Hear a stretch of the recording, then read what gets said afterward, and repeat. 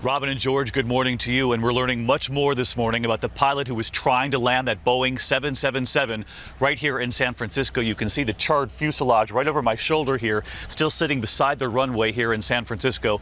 That pilot was in training. We're also learning more about the final seconds inside that cockpit, the frantic moments as they had tried to abort that landing. This morning, new and revealing details from inside the cockpit of Asiana Airlines Flight 214 that crashed as it was landing in San Francisco. 214 Heavy, emergency vehicles are responding. Overnight confirmation from the airline that the pilot in charge of landing that flight was training on the Boeing 777. This was his first time landing one at the San Francisco airport.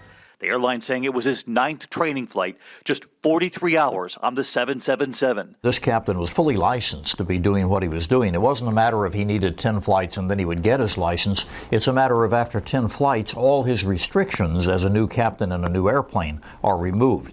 Early this morning, the airline answering questions about the pilot's experience and about him flying into San Francisco. Our pilots go through simulation training and complete their training process before flying to the airport, so I don't think that the problem of the pilot being inexperienced exists. There are also new details emerging from one of the black boxes, both recovered, both intact, revealing the frantic moments just seconds before the impact. 7 seconds before the crash landing, a call from the cockpit, the pilot looking to increase speed. Then, just 4 seconds before impact, this new image obtained by CNN, showing the plane hovering right over the San Francisco Bay. The sound of the stick shaker, a mechanism that literally shakes the controls in the pilot's hands, indicating the Boeing 777 speed was falling below where it should be.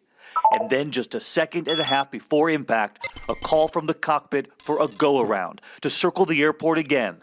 But it was far too late. Then the image of the plane beginning to tumble.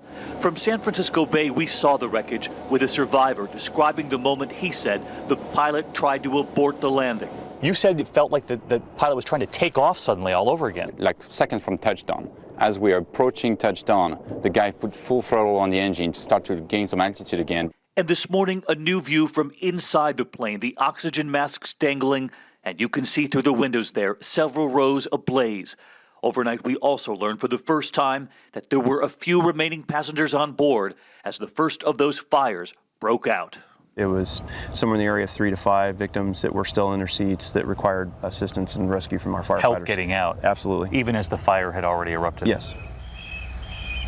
We know so many of those passengers in critical condition this morning, and we're learning more about the 2 dead, those 2 Chinese girls, the teenagers coming. We have this image this morning, one of the families back in China hearing the heartbreaking news. And in one more development, the fire official telling me that they are investigating the very real possibility that one of the rescue teams might have run over one of those girls while answering the call here at the airport.